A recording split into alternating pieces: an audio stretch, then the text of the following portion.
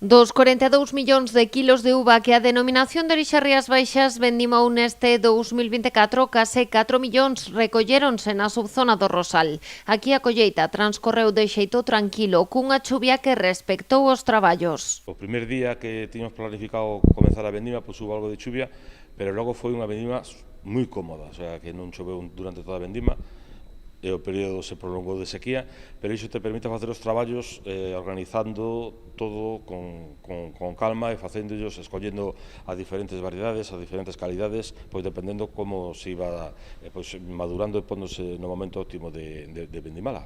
En Lagar de Fornelos, a vendima permitiu poñer o broche a unha campaña con certos sobresaltos no campo, pero asegura o seu responsable Ángel Suárez na liña que marca a viticultura nas Rías Baixas. Dependemos moito do tempo, pero estamos nunha zona máis que climatolóxicamente é bastante complicada, sobre todo porque se conxugan unhas temperaturas altas con humedade, co cual, se non é por unha cousa por outra, sempre temos que loitar contra esos problemas de enfermedades de fungos e tamén de insectos e virus, tamén hai problemas. Entonces, todos os anos se problemitas. Este ano, pois, sí que foi especialmente un poquinho máis duro que outros anos, pero bueno, máis ou menos.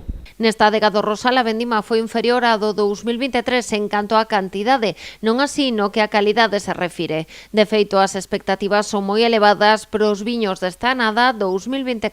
Ten como máis potencia, non?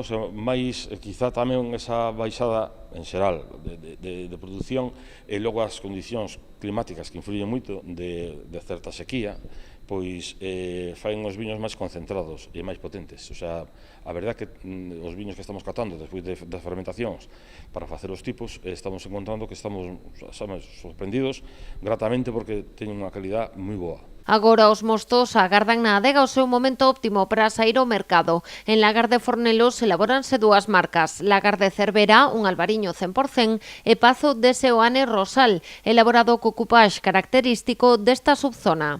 Ademais do albariño, que segue sendo, digamos, a variedade que lle vai a dar a estrutura ao viño, que é moi importante, se utilizan outras como a Loureiro, chamada na nosa zona Marqués, a Treixadura, e logo unha que é prácticamente exclusiva da nosa zona, tamén no norte de Portugal, que é o Caíño Branco, que se está recuperando e ten moitísimo potencial, porque tamén é unha variedade que tamén ten moito nervio e moita potencia. Suárez apunta que o 90% da produción de Lagar de Fornelos centrase no monovarietal albariño, pero nese 10% restante, xunto ao Rosal, Pazo de Seoane, conviven novas elaboracións nas que está a traballar a adega, os viños de Garda. Está clarísimo que o albariño e o viño Rosal é unha variedade, o sea, son os viños que compasinan, que acompañan moi ben os mariscos e os pescados e tales, e se disfrutan, pero estes viños de guarda pois te abre un abanico e ademais está tendo unha aceptación bonísima por parte dos prescriptores e do público en xeral.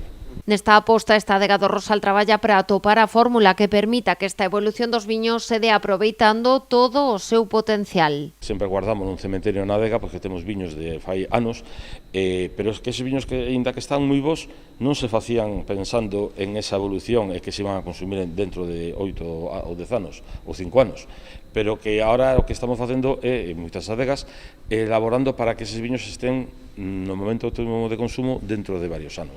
E o albariño é unha variedade impresionante para iso. Avanzar nesta produción de viños de Garda é un dos camiños recollidos no plan director do Consello Regulador da DO Rías Baixas de cara ao ano 2030 para manter o seu éxito e conseguir o obxectivo de duplicar o valor deste selo de calidade. Iso sí, sendo fiel o seu arraigo no territorio. Que sea beneficioso para todo, porque vexo que o que é a enoloxía e o que é as bodegas e todo iso, toda a importancia que ten para o entorno, para as persoas, de que podamos traballar donde nacemos e que teña esa aceptación tan boa no resto do mundo.